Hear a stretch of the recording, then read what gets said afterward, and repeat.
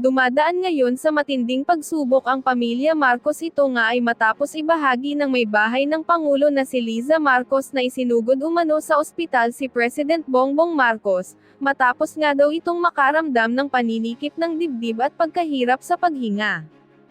Humiling din ang First Lady sa publiko na ipagdasal ang presidente sa agaran nitong paggaling upang makabalik agad sa paglilingkod sa ating bansa. Samantala, narito naman ang video kung paano umano pinapaikot ni BBM ang sambayanan sa kanyang pansariling kapakanan. Ang problema ho mismo, walang direksyon na tinatahak na tama ang administrasyon ni Bongbong Marcos. So kahit po tayo magpalit-palit ng mga gabinete, nagmumula po lahat yan sa leader, yung liderato. Kaya po ito ay malinaw na pag-amin na talagang yung unang kalahating bahagi ng kanyang termino, the first 3 years of his 6-year term bilang Pangulo is a failure. At wala pong debate dyan.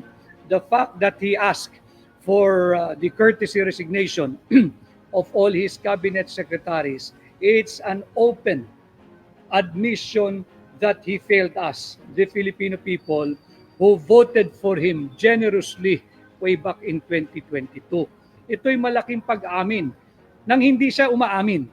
Ito ay pag-amin nang hindi siya nagsosorry na isang malaking failure, kapalpakan at talagang masama ang lagay ng ating bansa dahil failure yung Marcos administration sa kanilang unang kalahati, sa 3 years kalahati ng kanyang termino. And this what yung ating pong sinasabi nung tayo po ay nasa kasagsagan ng kampanya nung February, March, April, and May. Ito po yung sinasabi ko. Ang ating bansa ay nakatutok sa maling direksyon. Tinatahak ang maling direksyon at hindi natin maaasahan na tayo ay makarating sa ating tamang layunin o tamang aspirasyon o tamang destinasyon kung mali ang direksyon tinatahak ng Marcos administration. Now, cosmetic change at command responsibility. Yung nangyari pong paghingi ni Bongbong Marcos ng courtesy resignation sa kanyang mga gabinete, marami po ang nakikiliti. Nakakakiliti naman talaga na mukhang may tila may gagawing pagbabago ang Marcos Jr. administration. Pwede pong makiliti, wag lang po kayong bibigay. Ano po ibig sabihin nun? Wag po tayong basta-basta maniniwala sapagkat yung paghingi po ng courtesy resignation, hiningi lamang. Antayin natin yung mga susunod na hakbang. Kung ito ba'y parang hakbang ng maisog, na talagang babaguhin niya yung anyo ng kanyang gabinete o yung propaganda lamang. Iba ho kasi yung hiningi mo, yung courtesy resignation mula sa iyong mga cabinet secretaries. Iba naman kung tatanggapin mo. At kung tatanggapin mo, iba rin kung sinong ipapalit mo. Baka higit na malala yung mga personalidad na papalit dito sa mga hininga niya ng courtesy resignation. So wala pa ho tayong napapala rito. Ito'y isang, sa ngayon, may tuturing ko. Personally, I speak for myself, na isang PR o propaganda stunt. Hingan mo ng courtesy resignation ang iyong gabinete, pero hindi naman nangangahulugan na tatanggapin niya. Hiningi niya, nagsumite. Tatanggapin ba niya? Papalitan ba niya? Sinong ipapalit niya? At pag napalitan na, halimbawa mapapalitan, saan tayo tutungo?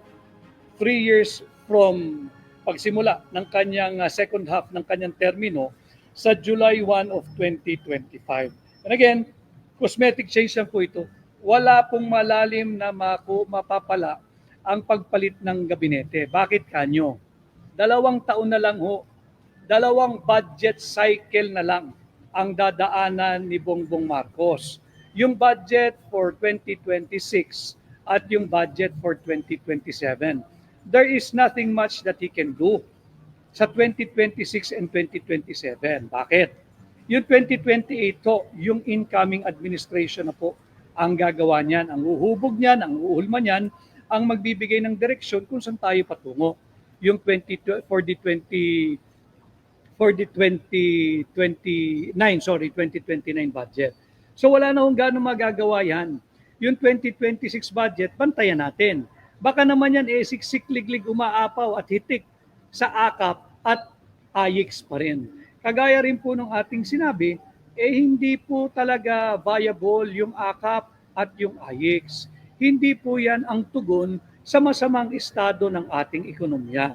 Nararamdaman po ito ng negosyante, ng ordinaryong manggagawa, yung araw-araw na ating commuters, nararamdaman nila yung bigat ng buhay dahil nga bagsak ang ekonomiya. At yung sinasabi nating cosmetic change lang po ito. Itong paghingi ng courtesy resignation sa mga gabinete. At kung tatanggapin niya, wala ho masyadong magagawa kagaya ng DOTR. Yung Department of Transportation and Rails, si Secretary Vince Dizon, he was off to a very good start. Ang problema lang ni Secretary Dizon, alam ko namang alam niya nung tinanggap niya yung hamon, wala pong pera yung DOTR eh. Binawasan no ng 90 billion ni Bongbong Marcos for this year, 2025. So kaya ko sinasabing cosmetic change, kahit magpalit-palit ka pa ng sekretaryo mo, ng mga kalihim ng iba't ibang departamento, ang problema ikaw mismo. Nagpasa ka ng maanumalyang 2025 budget. Tinanggal mo yung mga program appropriations. Linipat mo sa unprogram appropriation. At yung pet bills, pet projects, yung AKAP, yung ayuda ng iyong mga aliado sa politika, yun ang ginawa mong program appropriation. So wala tayong aasahan for the remaining 6 months of the year. Wala po tayong aasahan dyan dahil wala nga pong budget. Ang binuhos lahat sa public works. Ang Department of Education, kinaltasan ng 31 billion ang education sector. So 30 billion binawas mo sa education sector. 91 billion pesos binawas mo sa DOTR. These are major defunding na naranasan ng education sector at ng Department of Transportation. Kaya nga po 'di ba na unsyami na yung biyaheng Bicol, naputol yung biyaheng Tutuban hanggang Calamba, apektado na rin. Yung Calamba patulak ng Bicol, wala po kasing tren. Binaklas po nila yung release, habang binabaklas yung release, iniwan po yung mga bagon at lahat ng moving inventories at moving parts diyan sa Tutuban. Hindi po tatakbo yung tren ng walang release. So naiwan po sila sa Tutuban at hindi po ito aabot ng Calamba kung wala po yung release. Yan po yung masakit na katotohanan na very, very big challenge na kinakaharap po ni Secretary Vince Dizon. Masipag yung mama, masinop, at talaga namang nais to create and make a difference in his department and ultimately in the lives of ordinary Filipinos, lalo na tayong mga araw-araw na nasa kalsada, yung mga araw-araw na mananakay, subalit wala ho siyang magagawa sapagkat binawasan yung kanyang departamento ng 91 billion pesos. So, kahit palitan mo ng kalihim ang DOTR, wala hong magagawa iyan sapagkat wala pong pondo. Ganon din po yung Department of Education. And again, I say cosmetic sapagkat propaganda pa lang kung may tuturing ngayon ito eh.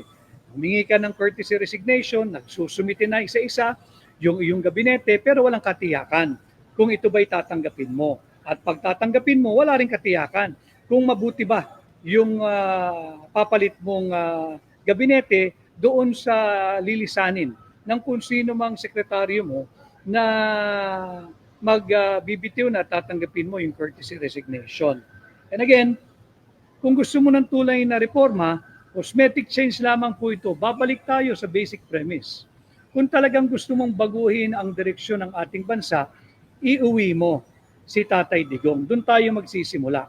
Pati yung pagpapatawag na gusto raw niya ay unity, gusto raw niya ay peace, gusto raw ay reconciliation. Propaganda stunt lang din po ito. Saan ka makakakita na yung mismong commander-in-chief, yung chief executive, yung presidente ng Pilipinas, sinabi niya, nais niyang makipagkasundo, nais niyang makipagbati, nais niyang magkaroon ng reconciliation sa mga Duterte. Saan ka nakakita? Isang Yusek, pinasisinungalingan, yung mismong lumabas sa bibig ng kanyang principal. Yusek lang ito. Yusek lang ito. Iba yung sinasabi pinasusungalingan niya yung kanyang presidente. Hindi raw po yun patukoy sa pamilya Duterte, yung tawag na kapayapaan, reconciliation at unity. Ito raw po ay directed sa Filipino people. Imagine, Yusek lang. Tila sinasabi niyang sinungaling yung kanyang presidente dahil ang talagang konteksto daw nung sinabi ni Bongbong Marcos ay reconciliation at kapayapaan addressed to all the Filipino people, hindi sa pamilya Duterte. Tama, Pilipino rin naman ho sila. Pero binabago niya yung konteksto at yung tema ng mismong naging pahayag ng kanyang Pangulo, na mismong doon sa pahina, social media page mismo ng kanyang Pangulo, i-broadcast diyan sa podcast na yan. So paano ka maniniwala? Ito'y patuloy na bahagi ng napakahaba at elaborate na script ng pambubudol. Ngayon, yung hingi ng peace, unity, and reconciliation, tama na yung landas na tinatahak niya nung simula nung 2021 at 2022. And I'm part of it. Remember, we were campaigning with the message of unity and continuity. Unity and continuity. Siya rin naman ang sumira doon. Kaya yung sinasabi na ayaw na niya ng kaaway, wala naman hong nakikipag-away sa kanya. Siya ang nang-away sa mga taong hindi niya dapat inaway. Siya yung nang-away at nanggipit at nanakit sa mga taong tunay na nagmamalasakit sa kanya, nandyan. Si Pangulong Rodrigo Roa Duterte, ipinalibing yung kanyang ama. Walang Pangulo ang gustong magpalibing sa ama ni Bongbong Marcos diyan sa libingan ng mga bayani, si Pangulong Duterte. He gambled a huge part, a substantial part of his political capital nung kanyang pinayagang ilibing si dating Pangulong Ferdinand Marcos Sr. diyan sa libingan ng mga bayani. Ano sinukli nung Bongbong Marcos, nung anak, nung junior? Ipinakidnap si Pangulong Duterte. Ibinigay sa kamay ng banyaga, nandyan ngayon, nagdurusa diyan sa ICC. At pinagtatawanan pa nung empleyada ng PNG, yung Procter & Gamble. Ibang araw po natin tatalakayin yun at ating i-repost patuloy yung kanyang ginawang pangungutya kay Pangulong Duterte. Total, gusto naman niyang sumikat. Pasisikatin natin siya sa maling paraan. Balit yun nga ho. Balik tayo dito sa ating topic ngayong hapon, cosmetic change at command responsibility. Wala pong tunay na unity. Wala pong reconciliation, wala pong kapayapaan hanggat hindi mo inuwi si Tatay Digong dito sa Pilipinas. Iuwi mo si Tatay Digong sa mga Pilipino. Siya'y kapwa natin Pilipino at naging dating Pangulo, nagsilbi ng marangal, nagsilbi ng tapat at pinaglaban ang kapakanan at seguridad ng ordinaryong Pilipino at ng ating bansa. Tatandaan ho ninyo, yung Marawi Siege, si Pangulong Duterte po ang tumapos nun. At kung naiba-iba ang Pangulo at mahina ang Pangulo, baka hanggang ngayon may Marawi Siege pa. Tanging si Pangulong Duterte lamang ho ang kayang humarap doon sa panahon ng pandemya at yung panahon ng Marawi Siege. Ano sinukli ni Bongbong Marcos? Ayan nga po, pinagkatraidoran, pinagkanulo, ibinigay sa kami ng banyaga. Tapos ngayon, hihingi ka ng peace, hihingi ka ng unity, hihingi ka ng reconciliation, uwi mo muna si Tatay Digong at siguro masusukat natin yung sinseridad mo kapag inuwi mo si Tatay Digong sa aming mga Pilipino. At yung paglihis po niya, may nag-notes po ako kanina sa aeroplano habang on flight po kami. Lipas na po kasi yung panahon that Bongbong Marcos will be able to carry out revolutionary steps, revolutionary changes, and revolutionary initiatives. Lipas na po yun. Dapat yan ay ginawa niya day one ng kanyang panunungkulan bilang Pangulo. I tried when I was still the Executive Secretary, and for a while, we are winning doon sa direksyon na gusto namin. Ayusin pang higit ang ating gobyerno at pababain pa ang antas ng korupsyon. Yung korupsyon po hindi mawawala, mga kababayan, kahit sino pang presidente. At alam din po yan ni Pangulong Duterte, sinabi na rin po yan ni Pangulong Duterte. Ang dapat maging layunin lang po natin o aspirasyon Kung halimbawa sa ngayon 50-60% ang level ng corruption, mapababa lang natin ito ng 40 to 30%. Just imagine, napakalaking savings ng 30%. 30% of our money na tipid mo sa corruption, ibabalik mo sa kaban ng gobyerno, napakaraming school buildings po niyan. Napakaraming serbisyo pong may dadagdag niyan diyan sa ating PhilHealth na binigyang zero budget ni Bongbong Marcos ngayong 2025. So lipas na po yung panahon na pwede siyang mag-implement ng mga revolutionary ideas, revolutionary changes, revolutionary steps, reforms, and initiatives to better the lives and uplift the lives of ordinary Filipinos. Lipas na po yun. 3 taon ang sinayang ni Bongbong Marcos. At meron na lamang ho siya essentially 2 years, 2026 and 2027. Bakit kanyo? Pagdating po ng October 2027, October 2027, filing na naman po ng Certificate of Candidacy para sa pagkapangulo. Hindi na po pinag-uusapan yung kasalukuyang Pangulo by then. Lame duck na po dapat yung nakaupong Pangulo. Ang problema ng kasalukuyang administrasyon, si Bongbong Marcos, maaga pong na lame duck ito. Ngayong simula ng second half ng kanyang termino, lame duck na po ito. All roads are now leading to Inday Sara, our Vice President. Bakit? Nakita naman natin yung naging resulta ng midterm election. So makikita natin dito na talagang higit na yung rejection ng taong bayan sa Marcos administration. And no wonder, kinakailangan niya ng propaganda or PR stunt. Paano po yung PR stunt ng Marcos administration?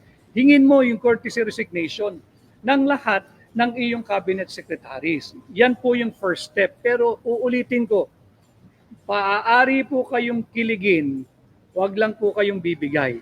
Kiligin lang kayo pero wag po kayong bibigay. Sapagkat it amounts to nothing. Wala pong kahulugan yung paghingi ng courtesy resignation. Wala pong meaning yun. Nagbibigay sila ng courtesy resignation, tingnan natin kung kani-kaninong courtesy resignation ang kanyang tatanggapin. At yung tatanggapan niya ng courtesy resignation, tingnan natin sino ang kanyang ipapalit. Baka naman mas masahol doon sa nais niyang palitan. E di ganun din, mas malala ang problema. At ulit, sasabihin ko sa inyo, bukod sa cosmetic change lamang ang lahat ng ito ay malinaw na command responsibility. Kung sumablay ang administrasyon mo sa unang bahagi ng iyong termino, yung first 3 years, wala pong maaaring ibang sisihin kundi ang Pangulo, si Bongbong Marcos. Bakit? Nag-deviate po siya doon sa plataforma ng unity and continuity. Tinahak niya yung maling direksyon ng corruption at political persecution with impunity, hindi po with unity. Talagang tumodo sila sa corruption at political persecution with impunity. Huwag nating kalilimutan, humihingi ng kapayapaan daw, humihingi ng pagkakaisa, humihingi ng reconciliation. Huwag ninyong paglaruan ang kaso ni Pastor Apollo C. Quiboloy.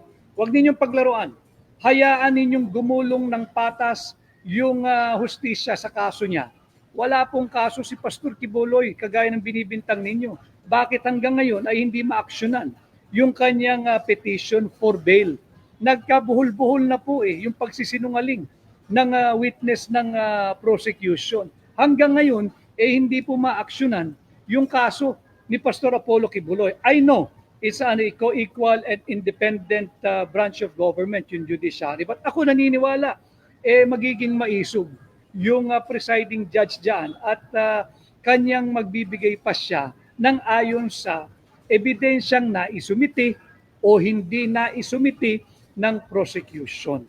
At akin lagi nakakausap ang napakahusay na abogado ni Pastor Quiboloy, si Dean Bobet Torion, talagang walang maipakitang credible allegation, credible affidavit, credible evidence ang prosecution.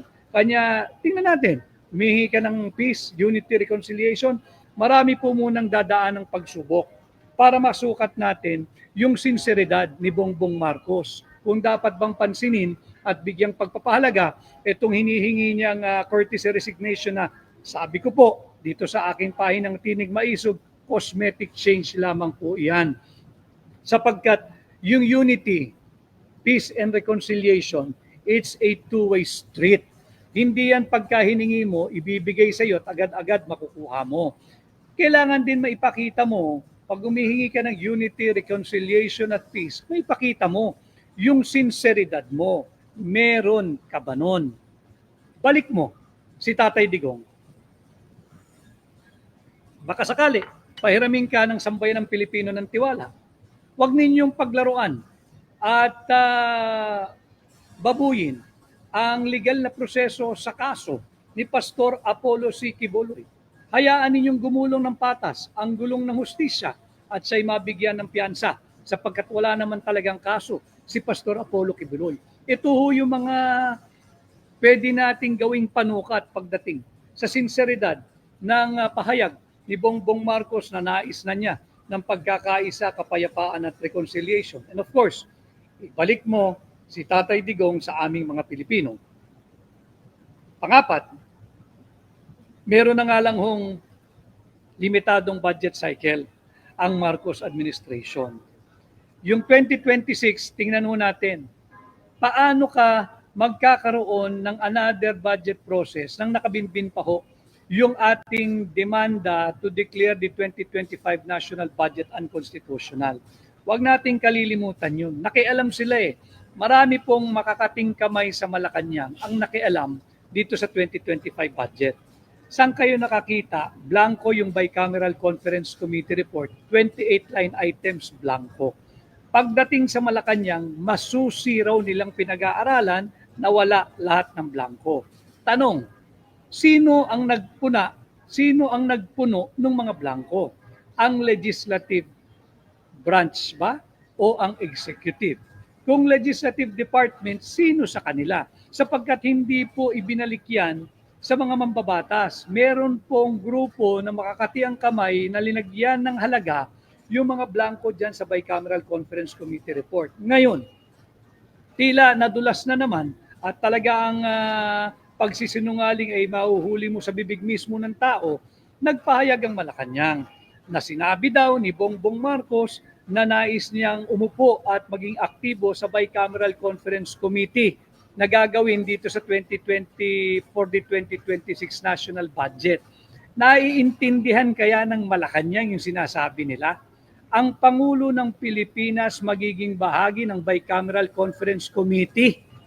Alam ba ninyo yung ibig sabihin ng separation of powers among co-equal branches of government?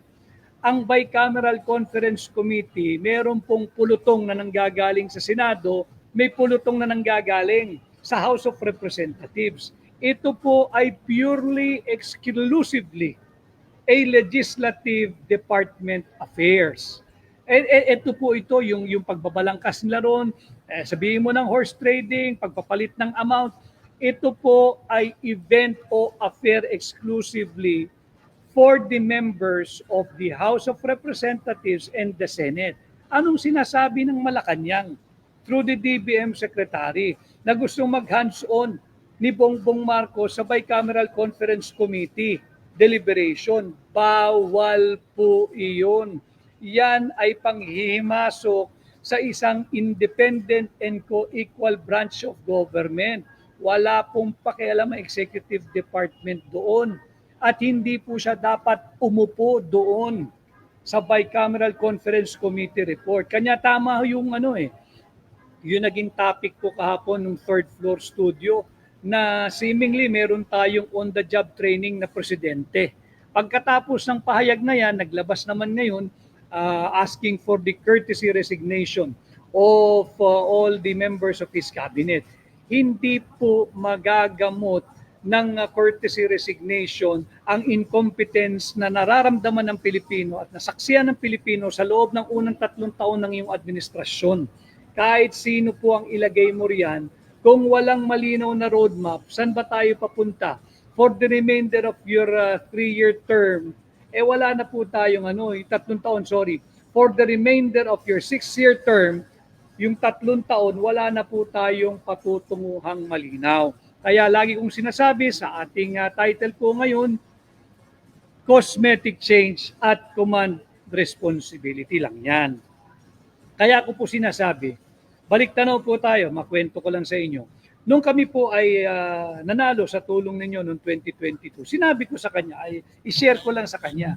Kako kinakailangan, from day one, legacy building na agad tayo. Dahil maaga kang malilame duck. Sabi niya sa akin, anong maaga malilame duck? Ang lame duck, sabi niya, Vic, on the 5th year of our 5th year ng ating administrasyon, palabas into our 6 years. Kako, tama.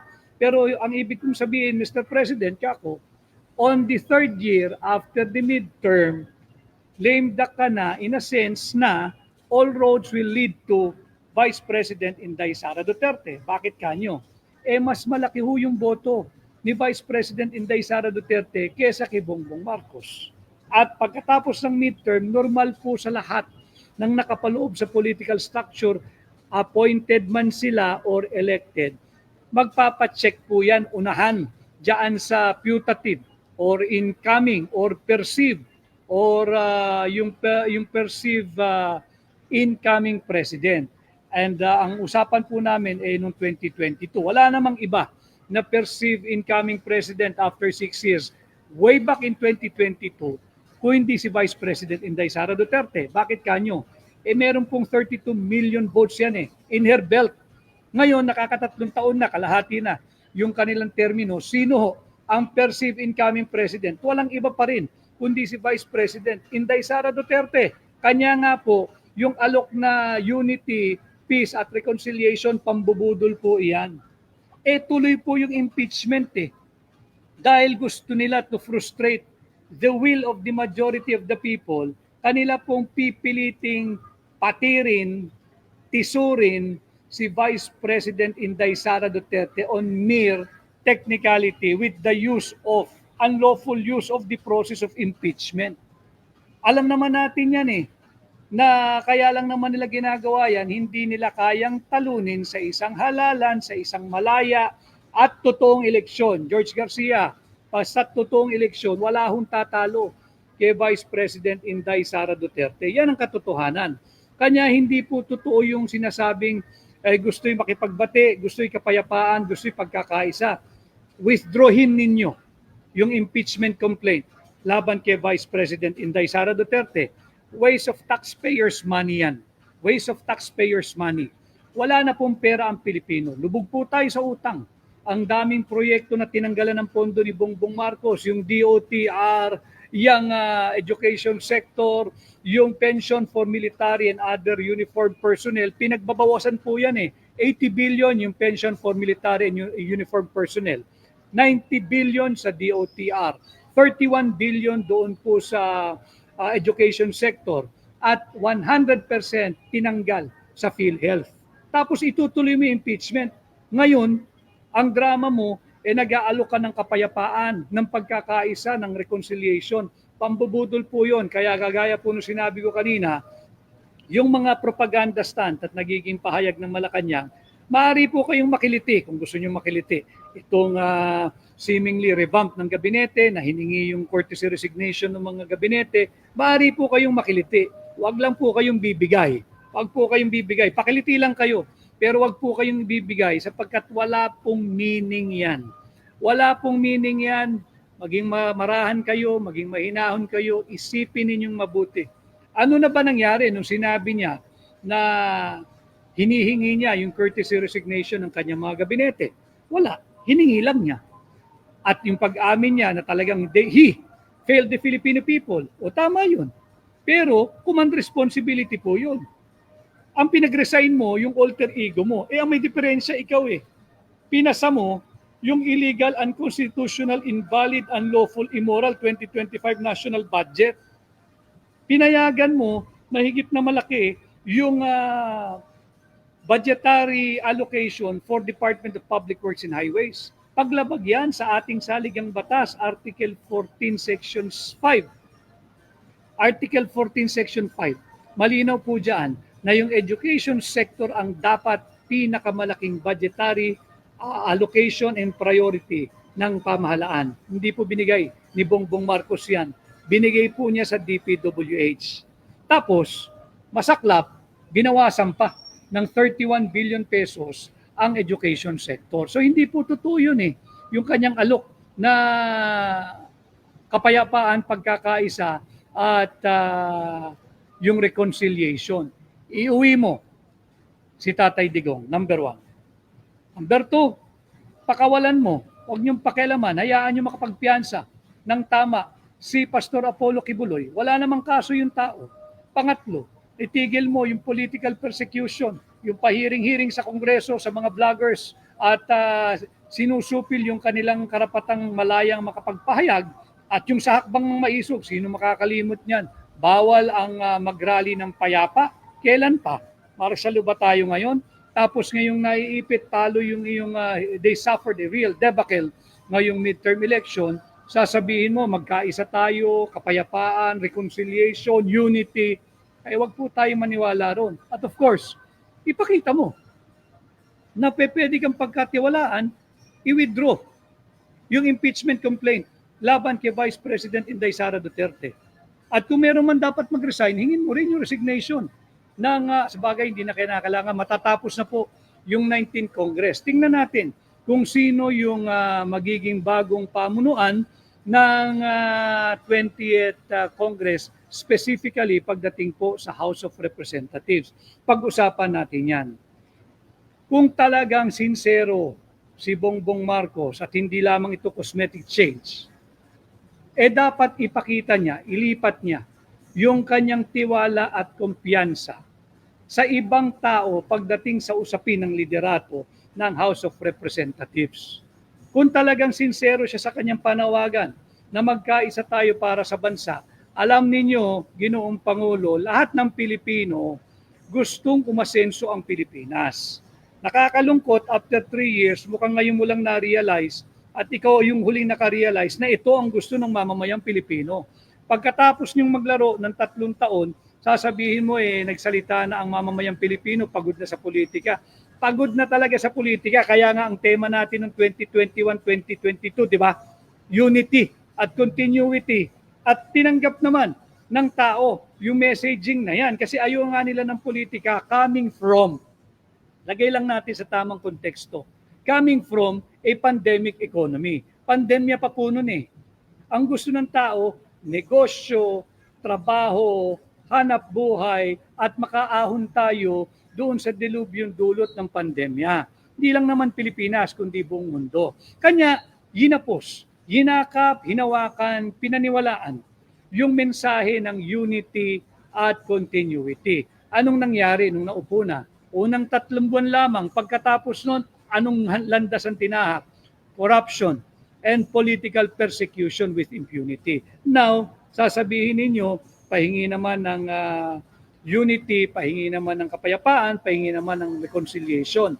Ilipat sana ni Bongbong Marcos yung kanyang trust and confidence sa ibang tao pagdating sa usapin ng liderato ng House of Representatives. Yun ang nagpahamak sa kanya eh. At hindi ko rin makalimutan, nung kami magkasama pa, ang sabi ko sa kanya noon, alam mo, boss pa tawag ko sa kanya noon eh. Alam mo, boss Kako, nag-intay ka ng 35 taon sa golden opportunity and golden chance na ito. Chance for redemption. 35 years. Ikaw yung pinakamumuhiang political name, political family, and political personality sa Pilipinas.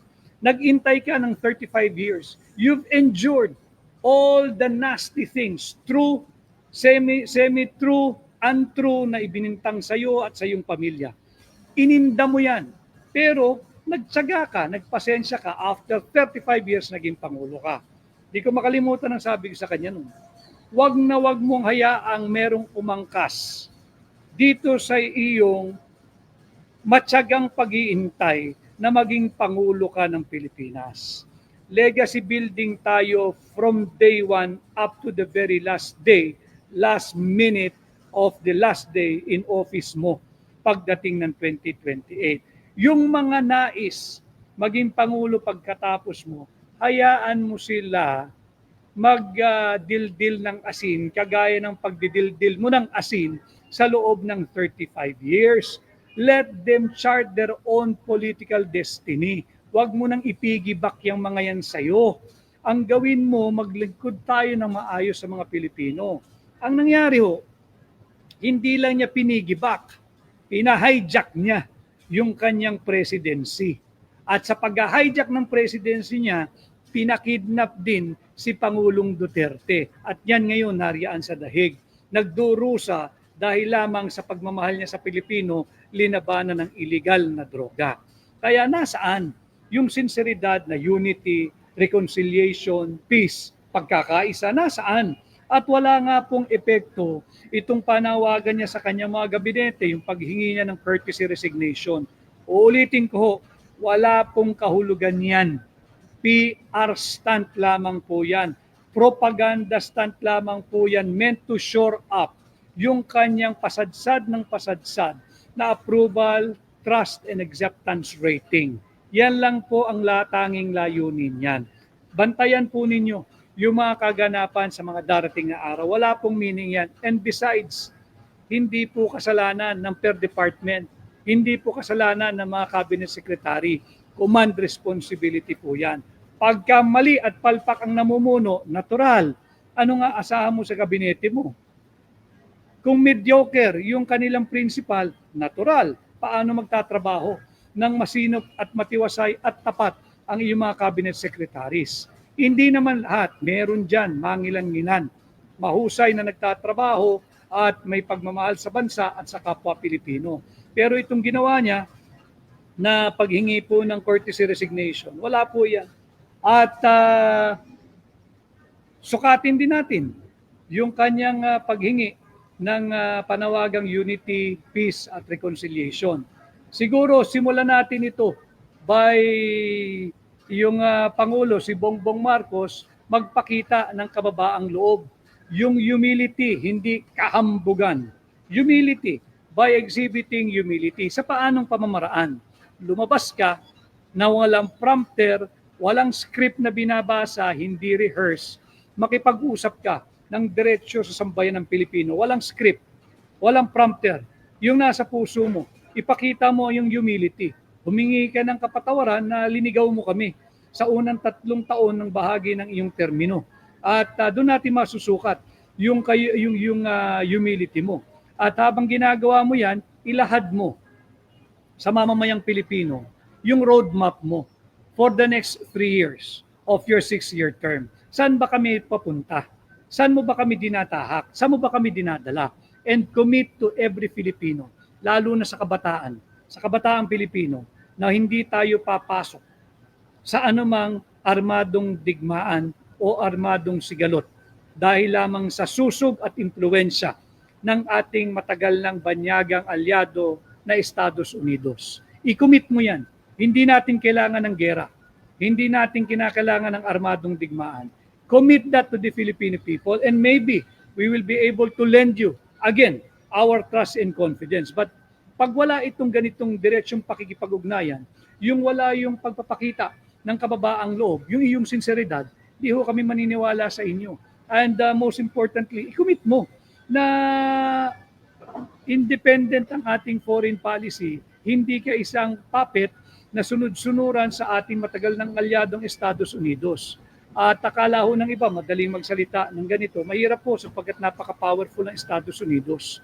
Kaya lang, kinakailangan bilang Pangulo, merong kang layunin na ating hulmahin yung ating sariling direksyon bilang mga Pilipino, bilang Pilipinas. Yung ating right to self-determination bilang isang bansa, bilang isang nasyon, bilang isang populasyon ng mga Pilipino. Magagaling ang Pilipino eh. So dapat niya ipakita na independent tayo, hindi tayo sunod-sunuran lamang sa ating banyagang alyadong Amerikano. Kaya itong lahat ng ito, cosmetic change po ito. Hanggat hindi siya nakikipag-ugnayan diretso sa ating mga Pilipino, nang walang script pa, walang script, walang rehearsal, hindi memorize, walang prompter. Yung puso sa pusong pakikipag-usap. Ipakita mo yung humility mo. Meron ka naman dati niyan eh, kaya alam mo naging Pangulo ka na wala eh. Pakita mo at tinanggap ka naman ng tao noong 2022 eh. Pero nawala yan. may kayo naging Pangulo na. Inuna mo yung interes ng mga banyaga nating alyado. Inuna mo yung interes ng mga oligarko. Wala ring masama sa pagiging oligarko sapagkat sila'y nagbibigay ng napakaraming empleyo sa ating mga kababayan. Subalit, masama na yan pag interes lang nila ang tinitingnan mo. Tingnan niyo ho yung maraming polisiya ni Bongbong Marcos. Talagang napakalaki ng disconnect. Paano hindi magkakaroon ng disconnect? Kung ang kausap mo lagi yung PISAC, yung Private Sector Advisory Council, mayayaman po lahat yun eh. Wala pong mananakay doon. Wala pong sumasakay ng LRT, MRT, PNR doon. Wala pong sumasakay ng angkas, ng Grab, ng Move It, ano pa ba, Joyride. Wala pong sumasakay doon eh. Wala pong sumasakay diyan sa mga yan ng economy class ng eroplano. Yan po yung mga naka-private jet. So may disconnect yung polisiya mo pag yan ang kausap mo. Sapagkat hindi po nakakaramdam ng gutom yan. Hindi nakakaramdam yan ng pagtaas ng presyo ng produktong petrolyo lingguhan. Hindi po na nila nararamdaman yung pasanin ng inflation. Hindi po nila nararamdaman yung hirap na makapaghanap ng murang bigas. Yung 20 pesos kada kilo ng bigas na yung pinangako, hindi po nararamdaman ng pisak yun eh. They are not totally bad, no? I'm not saying that. Pero kung sila lagi ang kausap mo, dispalinghado yung iyong mga polisiya. Bakit? Uulitin ko, higit pong marami ang ordinaryong Pilipino na dumaranas araw-araw ng problema sa traffic. Yan, tanggapin mo pala. Yan, tanggapin mo.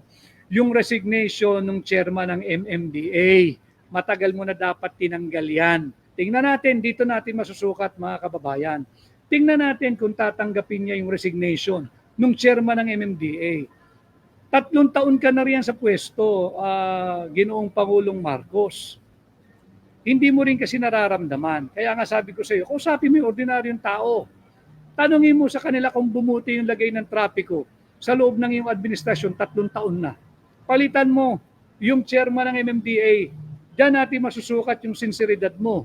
Tingnan natin kung kanyang papalitan nung marunong, hindi yung basta lamang naging chairman, hindi mo naman alam kung paano patakbuhin yung traffic, pag-aangin, etc. Tingnan natin dito.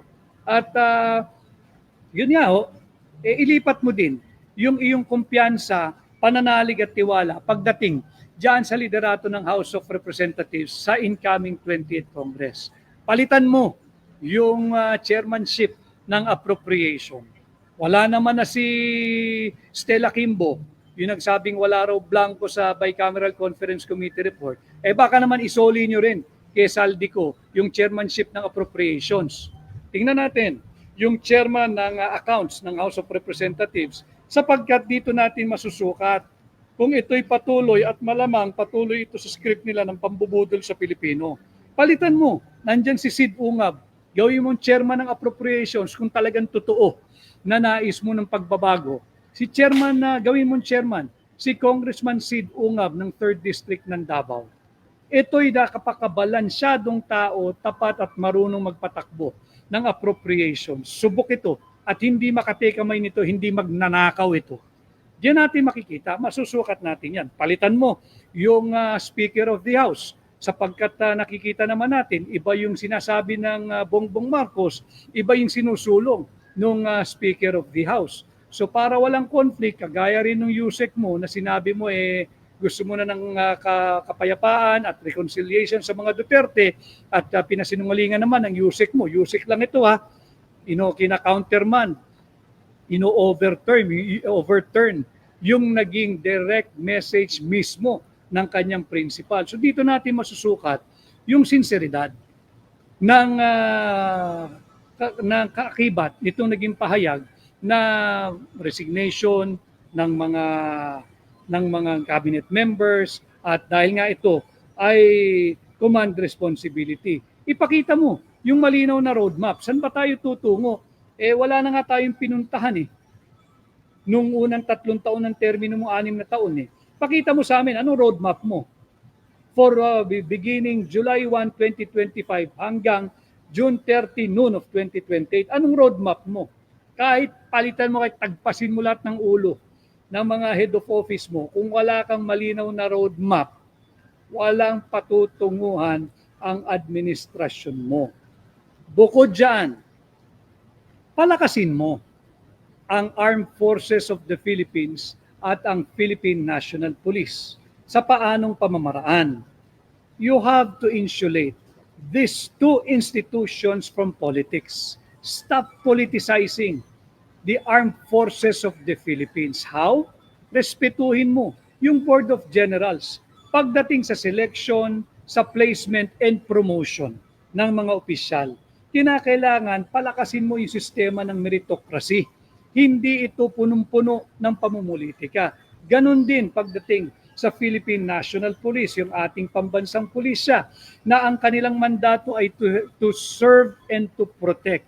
Takot ho ang mamamayang Pilipino sa mga pulis sapagkat nakita yung pagmamalabis. Subalit, pagkatapos po na sinalbahe ang karapatang pantao ni Pangulong Duterte, naramdaman po ng sambayan ng Pilipino yung pagbabago ng mga miyembro ng PNP. Hindi yung mga opisyal, yung mga siguro kernel pababa.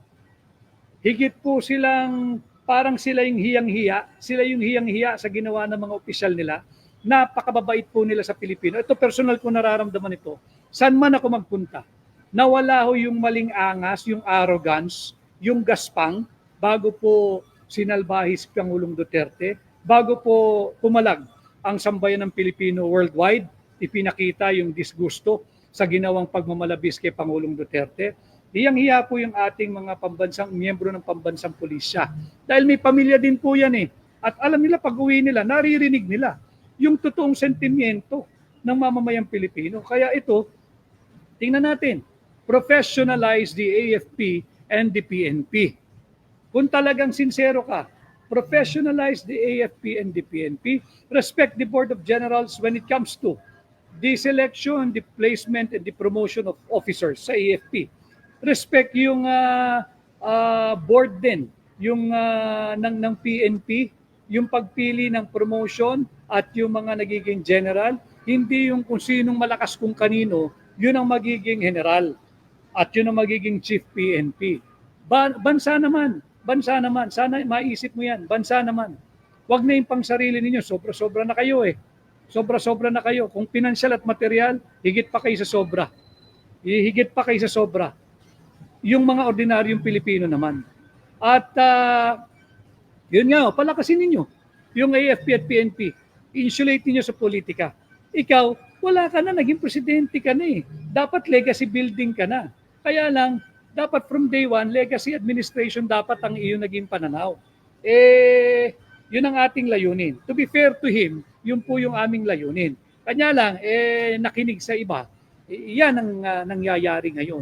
At ulitin ko, yung Private Sector Advisory Council, yung mga tao doon, yung mga oligarko roon, they provide employment to millions of Filipinos collectively.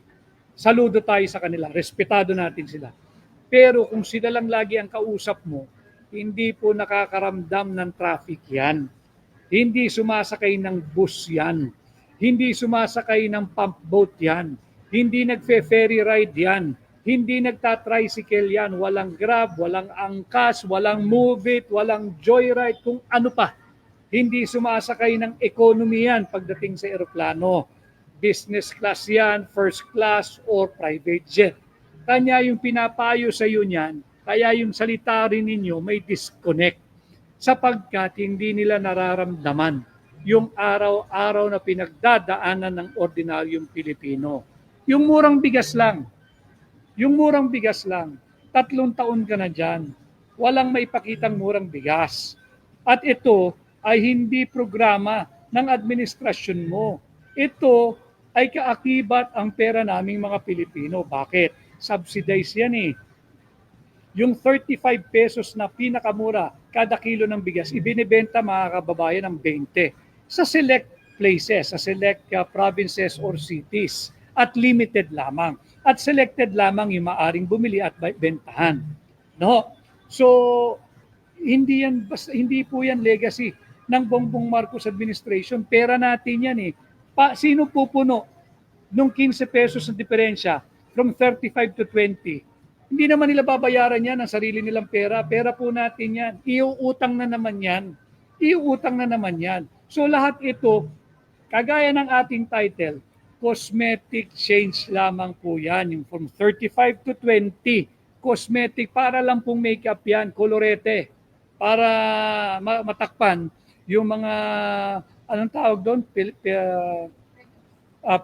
pilakis sa mukha, para matakpan, di ba, pag nagme-makeup ka, para matakpan yung imperfection sa iyong mukha. Ganyan din po yan. Pero hindi po tatagal yan. Ganun din po yung, ito maganda si Malu Ancheta, agree, si Kong Ungab ang ilagay na House Speaker, the best. Kung si Sid Ungab ang sa House Speaker, the best. Maraming pera ng Pilipino matitipid. Maniwala ka, Ginoong Pangulo Bongbong Marcos, gawin mo, si Sid Ungab ang speaker mo. Yung aking itinutulak na fiscal discipline, belt tightening, at austerity measure, gawin mong Speaker of the House, si Sid Ungab. Yung isa nagtanong, bakit Speaker of the House lang, hindi ang Senate President? Kasi pagdating sa budget, malinaw po sa ating saligang batas, exclusively magmumula po ang proseso ng pagpapanukala ng budget sa House of Representatives. Ngayon, kung waldas sa pera yung namumuno sa House of Representatives, wala pong magagawa ang Senado. Kasi pangunahin na prioridad kung ano na yung napanukala, yung nabalangga sa House of Representatives. Base sa ginawang submission ng NEP at BESF at budget message ng Pangulo. Tama po yun, yung si Ms. Ancheta, gawin ninyo na Speaker of the House si Congressman Sid Ungab, talagang makakaramdam tayo ng pagbabago at least for the last 3 years ng iyong administration. At pinag-uusapan po natin yung last 3 years. Kung talagang sincero itong move ng Marcos administration, certify as urgent, certify as a priority measure yung batas calling for the hybrid election system for 2028. Itigil na natin ang kahibangan ng automated election system sa ilalim ni Chairman Technical Glitch. Tanggalin na po natin yan. I-certify mo as priority and urgent. Ang panukala, kung sino man ang magpapanukala, baka si Senador Bato de la Rosa, pagdating sa Senado, pagdating sa mababang kapulungan, baka ang PPP party list, o dili kaya si Congressman Pulong Duterte, o kaya si Congressman Richard Gomez, o si Congressman Bong Suntay ng Quezon City. Tingnan natin, yung magpapanukala na tayo ay mag-transition na into the hybrid election system for 2028 para matuldukan na yung sistema ng dayaan tuwing halalan. Si Branchi Mahuntameno, maraming salamat sa pagsunod sa ating programa. Di ba obtuse to po ba na detain ka ng immigration sa US? Opo, ako po ay 2 beses nandoon lamang sa loob ng immigration office ng US. Isa nung ako ho ay nagpunta noong 2024 na mag-participate sa Independence Day March and Parade dyan po sa New York. Ako ay mag-isa doon sa office nila sa immigration ng mga isa't kalahating oras. Wala po akong kaso. At wala lang. Andun lang ako nakaupo, bawal magtelepono, bawal lumabas. Pwede kang gumamit ng palikuran. Pero yun lamang. At alam ko naman, baka naibilin ho ako ron. Nayaan ko lang dahil naintindihan ko, border control yan immigration yan. And after 1.5 hours, wala naman tinanong. Pinalabas din ako. Nung pagbalik ko ngayong January upang mag-book signing at tagpuin for the very first time si Binibining Maharlika sa California, 4 na oras na ho ako doon sa immigration office ng US Border Control. Pagka ikaw po ay hindi pwedeng gumamit ng telepono, hindi ka pwedeng lumabas ng kwarto at doon ka lang, detention po yun. Any moment na deprive ka ng liberty mo, detention yun. So, 4 na oras, wala rin. Wala ho akong kaso Ang inaantay ko na lang, the worst thing that can happen to me back then, airport to airport po ako. Meaning, pagdating ko ron, papauwiin ako. Lingid po naman sa kanilang kaalaman, pagka yun po ang maging hatol nila sa akin, sa totoo lang hindi nila alam, they will be doing me a favor. Why? Para lang ako nagpapagod ng 1 buong araw, pero I will be sleeping again with my children. Happy ako doon. Kaya inaantay ko lang. Pero eventually, after 4 hours, wala. Pinakawalan din ako. At walang tinanong. So, marami pong nag-iimbita sa ating mga kababayan diyan sa Estados Unidos. Gustuhin ko man po, tingnan ko muna at hindi po tayo ini-welcome ng maayos diyan. So si Justin Lane, shout out Attorney Vic. Si Connie Balatbat, dinaya naman talaga Duterte. Si Gobato at Marcoleta, di nila magalaw. Si Jemtan Dayano, Attorney, pupunta po ba kayo this May sa Netherlands? Wala pa ho akong visa. Alam ko pong may magaganap na malaking pagtitipon dyan sa May 24. Kailan po ba yun? Ngayong Sabado ba? Ano ba ngayon? 21? 24 po sa Sabado. May malaking pagkilos na gagawin. Sana po ay makibahagi kayo. Si Carlos Defensor, nasa na yun? Basahin ko lang. Paano ba ito? Colossus Defensor. Attorney Vic, baka may siluin na naman nila ang mga Duterte supporters na ilalagay nilang tao sa gobyerno kagaya ng ginawa nila kay VP Sara. Then palalabasin masama na naman ang mga Duterte. Colossus Defensor, hindi nabebenta yun. Nakita ng tao at nakita nga natin referendum itong midterm. At sa referendum na ito, rejected ang Marcos administration. At kung totoo, yung nagiging panawagan ni Bongbong Marcos, sukatin natin kung hindi cosmetic change ito. Kay Nene Canlas, People Senator, Attorney Vic Rodriguez, Maisog, marami pong salamat. Si Antonio Seron, basahin lang po natin. Masyado kang demanding, dapat wag mong pakialaman ang Senado at House of Representatives. Tanggapin mo na lang ang pagkatalo mo sa eleksyon. Tinatanggap ko po Wala naman tayong diferensya doon, Antonio Seron. Talaga pong demanding ako. Dahil yung sinasahod po ng mga senador at House of Representatives, pera po naming mga Pilipino yon. Kami, yung mga nagbabayad ng buwis. Kaya siguro hindi mo alam yan, hindi ka nagbabayad ng buwis. Pero magkaganon pa man, let me just educate you briefly. Kahit hindi ka nagbabayad sa pamamagitan ng iyong income tax return, hindi mo lang alam ito kasi hindi ka nag-aaral. Every time na may binibili ka, grocery, nagbabayad ka ng kung ano-ano, may share ka dyan kasi nga nagbabayad ka ng share mo through the VAT, yung value added tax. Kanya kasali ka dyan. Kung hindi ka nagbabayad ng inyong income tax tuwing monthly o annually o quarterly or semi-annually, hindi ibig sabihin wala kang share in nation building through payment of taxes. Every time na bibili ka, kahit kumakain ka sa fast food, meron kang binabayaran na buwis through the VAT. So, kabahagi ka dyan, dapat mong pahalagahan yung pera nating mga Pilipino at hindi ka dapat walang bahala dahil nga meron ka namang contribution din sa nation building in the form of taxes na iyong binabayad through VAT. Kay Jocelyn Buencamino, May 24 Saturday po. Ayan po yung sa Netherlands.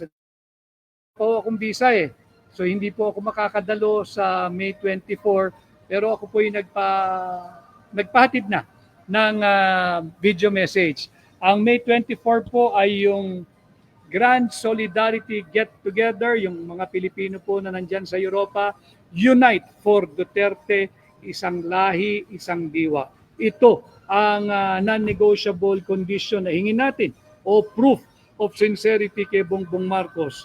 Iuwi mo si Tatay Digong naming mga Pilipino at baka sakali ay paniwalaan ka at pagkatiwalaan ka naming muli. So yun po,